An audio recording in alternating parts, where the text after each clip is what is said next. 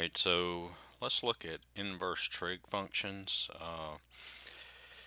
This is going to be several videos. These are the examples that I'm going to work. You can see there's part 1, part 2, part 3, and part 4. I'll have 4 videos, and each part will have its own video. I just decided to do it like that so I wouldn't have just one big long video. Now, for this, for inverse trig functions, we've got to look at this arc sine, arc cosine, arc tangent, and so on. Okay, and the arc sine is you've got to understand that the range is negative pi over 2 to pi over 2, or if you're in degrees, negative 90 to 90 degrees. And for cosine, it's 0 to pi, or 0 to 180 if you're in degrees. For tangent, negative pi over 2 to pi over 2, or negative 90 to 90 degrees if you're in degrees. And then for cotangent, it's 0 to pi, or 0 to 180. And for arc secant, that's 0 to pi over 2, or pi over 2 to pi, or 0 to 90, or 90 to 180. Okay, and for arc cosecant, that'd be negative pi over 2 to 0, or 0 to pi over 2, or negative 90 to 0, or 0 to 90. Okay, so basically the secant, it's like the cosine, see 0 to pi, but the reason that it's split up like this is because we can't be at pi over 2.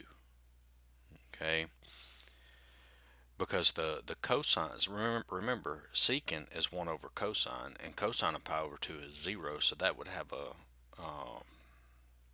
that would give us a 0 in the denominator. That's why we're leaving out the pi over 2. And the same thing here. This is why we're leaving out the 0 for the arc's cosecant. Okay, so you've got to know these right here. All right, and then you need to know this, all the special angles. Okay, so you can look at those and you just need to memorize them. Okay, try to learn them without, don't try to memorize the unit circle. Just know these, and you'll do so much better, with trig, if you can just memorize these basic ones: 30, 45, and 60 degrees of sine, cosine, and tangent. Okay, so let's go ahead and get started. Alright, so this is part 4 on inverse functions. We have these 3 problems here to work. Check out the other parts. I would recommend starting with the first part and watching them all. You can see I've already made these videos. That's the work. I had to erase this so I'd have room to work part 4. But anyway, let's go ahead and get started. So we need the sine of the inverse sine of 1/2. Alright, so for this, well, we evaluate this first. So if you remember from the first of the video, the inverse sine of 1/2 is 30 degrees. Okay, remember, inverse sine, that's from negative pi over 2 to pi over 2, or negative 90 to 90. So this will give us the sine, and then when I calculate the inverse sine of 1/2, that is 30 degrees. And then I take the sine of 30 degrees, which is 1/2. And so this would be my answer. Alright, now let's look at this one, the inverse sine of 135. Alright, so if you remember at the first of the video, you need to memorize the sine, cosine, and tangent of 30, 45, and 60 degrees, and also 0, 90, 180, 270, and 360. Okay, some of you may have a teacher that has you memorize the unit circle. Okay, I would recommend understanding how to do this using reference angles, because the unit circle doesn't work for everything, but reference angles do. So if we look at this, that we need to find the sine of 135. So, and some of you may think, well, like up here, how this, you might think sine and inverse sine canceled out and just gave us the 1/2. Well, that's not that, you know, it just so happens that it was 1/2 here. But here you can't cancel these out and just say the answer is 135, and you'll see why. All right, now that's not a very straight line, is it? All right, not good, but better. All right, so here we have 135 degrees, and what we're going to do is we're going to use reference angles to figure out 135. All right, so the reference angle here is going to be what? 180 minus this 135. And so our reference angle is 45 degrees.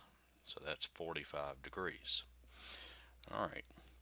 So this is the inverse sine of, now what's the sine of 135? Well, the sine of 45 is square root of 2 over 2. I'm in the second quadrant. Sine is positive in the second quadrant, so it is positive square root of 2 over 2. So that's square root of 2 over 2. And then we have to do the inverse sine of square root of 2 over 2. Well, remember, for sine, it's from negative pi over 2 to pi over 2, or negative 90 to 90. Well, it's positive, so you know we're going to be in the first quadrant. Okay, remember, sine is from pi over 2 to negative pi over 2, or you can look at it as 90 degrees to negative 90 degrees. Okay, so we know sine is negative here, it's positive here. We got a positive square root of 2 over 2, so the inverse sine of square root of 2 over 2, and that's one that you should memorize. That's 45 degrees. Or if you wanted to put it in radians, you would have it as pi over 4. Okay? All right, now let's look at this one. All right, so this one's in radian measure already. Okay, so this is going to be the inverse cosine, okay, of the cosine of 7 pi over 6. All right, so 7 pi over 6, well, you may not know exactly where that is. Let me show you just like a quick, easy way to figure it out. That's 0, that's pi over 2, that's pi, that's 3 pi over 2, and then we're back to 2 pi. Okay, well, if you look at this pi over 2, understand that that is 1/2 pi. That's the same thing. Well, what is 1/2? That's 0.5, right? And then this is 1 pi, and then this is 3/2 pi, which is 1.5 pi. Okay, well, what's 7 over 6? Well, 7 over 6 is larger than 1, but it's smaller than 1.5. So we know we're right here in the third quadrant. Okay, and then the other way you could do it is you could convert this to degrees real quick. So you would have 7 pi over 6 times 180 over pi, which that would give you 210 degrees, and you could see that it's in the third quadrant. Okay, all right.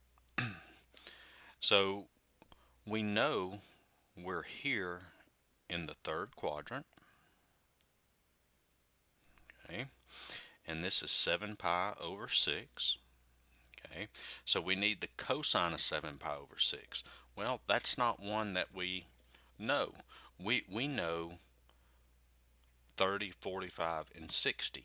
Okay, we know 30, 45, and 60, or if you looked at them as radians, that's what, pi over 6, pi over 4, and pi over 3.